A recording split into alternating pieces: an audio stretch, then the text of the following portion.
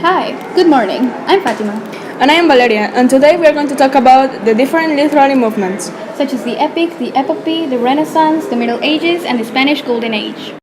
Starting with the epic. This genre is a narrative poem recording heroic deeds. It concentrates the future of a great civilization and its interaction with the gods. It was used to impose the model of an ideal heroic behavior, and also it was used by people in order to transmit their culture and traditions without the need of writing. Two of the most recognized works are The Odyssey, written by Homer, and Beowulf, written by um, I don't really know. actually. It's anonymous. Okay. Now Fatima is going to read a fragment of the Odyssey. Me?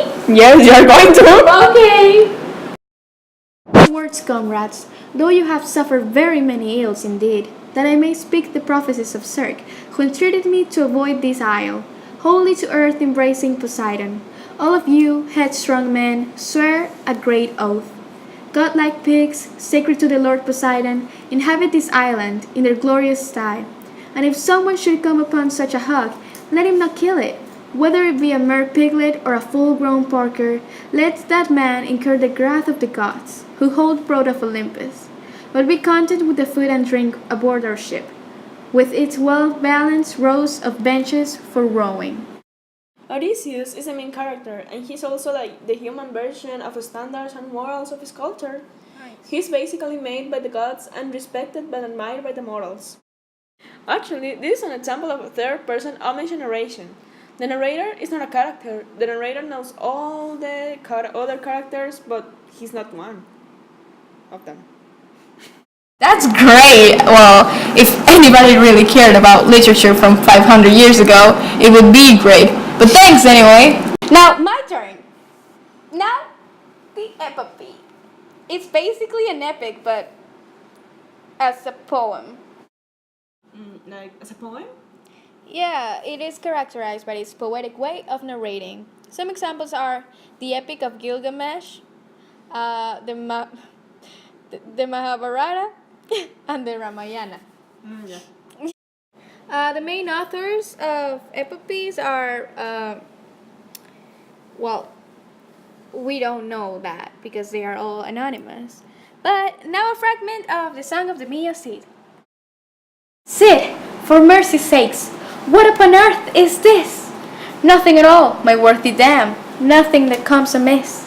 I must keep you with me to whet your appetite. He was flushed and hot with breakfast and with drink. That I don't know that was beautiful. Thank you. Really good. Thanks. Yeah. Okay. Now, okay. Did you know that? Even thought that this is not like the most ancient register of Spanish language. It is one of them actually, and it's like the most known of them. This is again an omniscient narrator, and the Cid is a principal character of the story. Now we'll talk about the Middle Ages. The main characteristics of this genre are chivalry.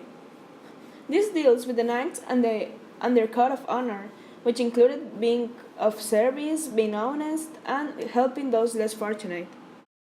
Magic was also of the main topics. This came in many forms, especially in what we would consider today as supernatural. Also, next love for a woman knew no bounds. He will face a dragon or the strongest knights to win the love of a woman or to save her. Two of the most important works of this genre are El Cantar de Mio Cid, again, and The Song of Roland. Both of them were written by anonymous authors. Song of Roland. Charles the King, our great emperor, has been in Spain for 7 full years. He has conquered all the upland right down to the seashore, and not a castle can stand before him. Neither wall nor city remains to be destroyed except Saragossa, which is built in a mountain. The poem is centered around the 4 great scenes, which balance each other perfectly.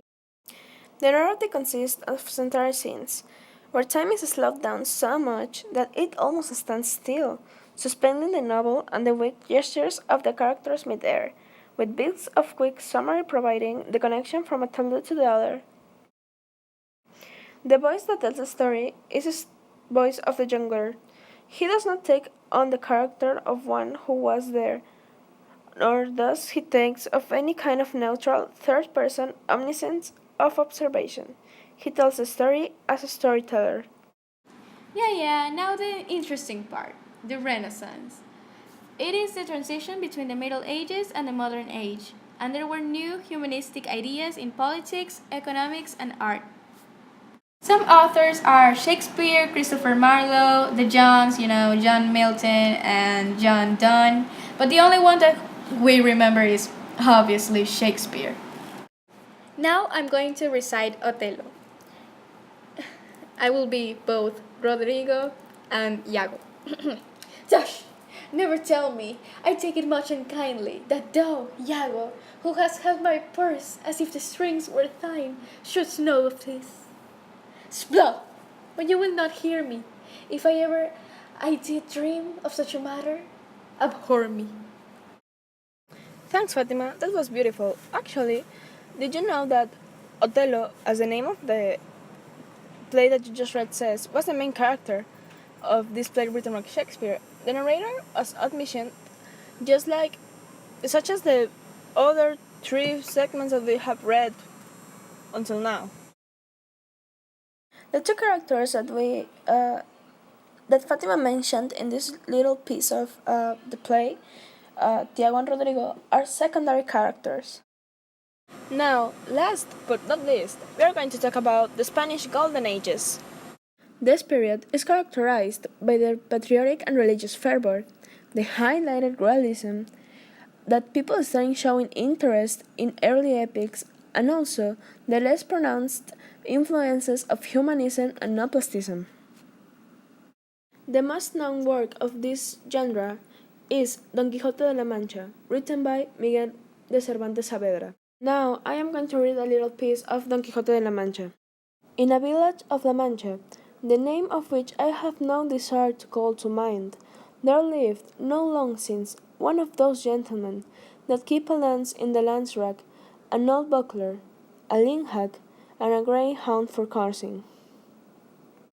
The principal character of this story is Don Quixote de la Mancha, and the secondary characters are Dulcinea and Sancho Panza.